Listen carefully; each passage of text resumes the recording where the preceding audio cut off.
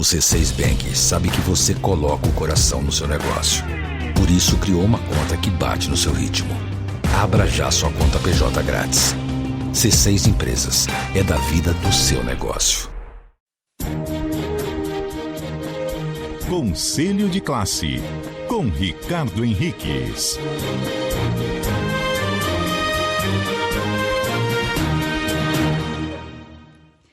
Ricardo Henriques, conosco, superintendente executivo do Instituto Unibanco. Oi, Ricardo, boa tarde para você.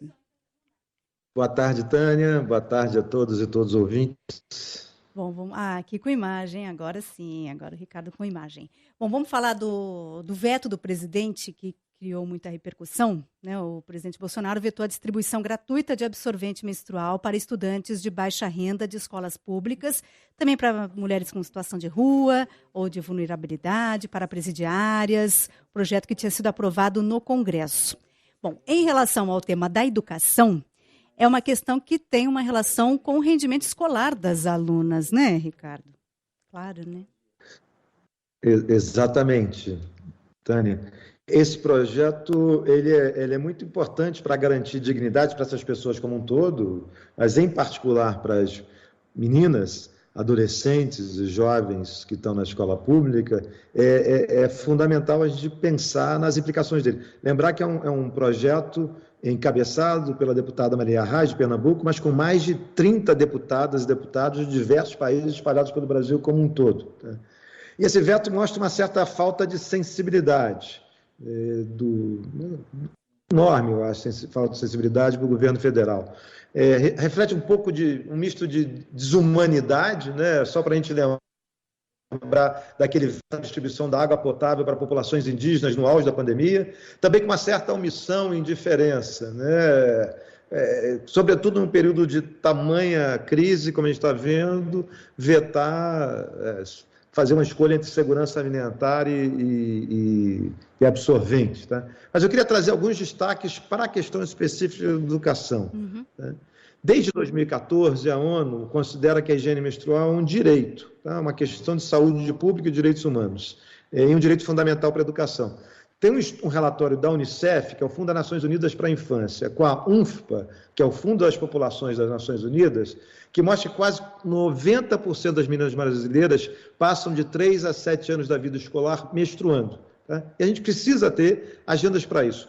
Da ONU, 1 em cada 10 no mundo, das estudantes do mundo, faltam às aulas por causa do período menstrual. No Brasil, a gente tem um dado de uma pesquisa feita pela consultoria Toluna, que mostra que 28%, mais de um quarto das adolescentes e jovens mulheres, deixam de ir à escola porque não compram absorvente.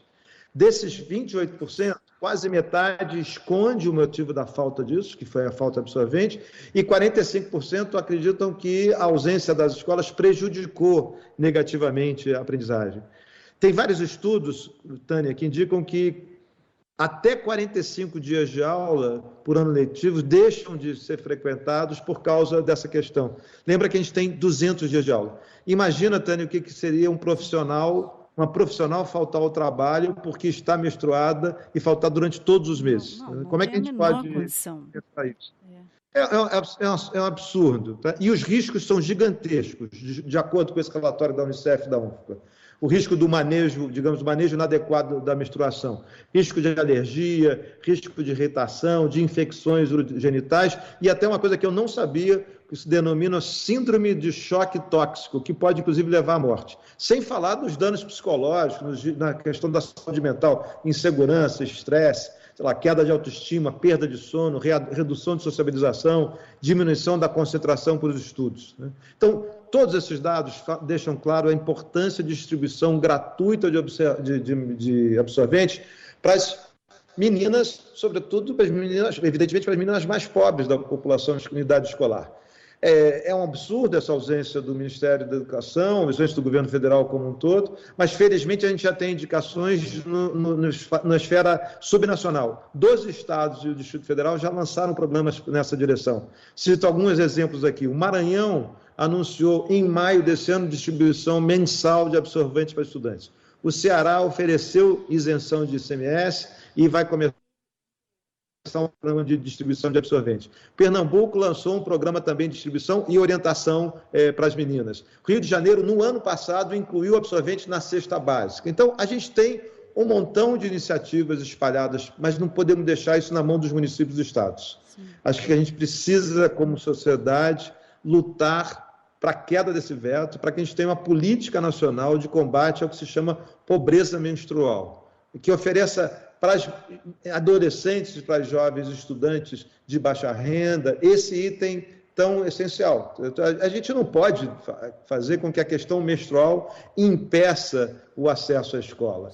Então, acho que já temos uma mobilização grande desse veto. Eu, sinceramente, espero que a gente tenha, uma vez por todas, esse veto.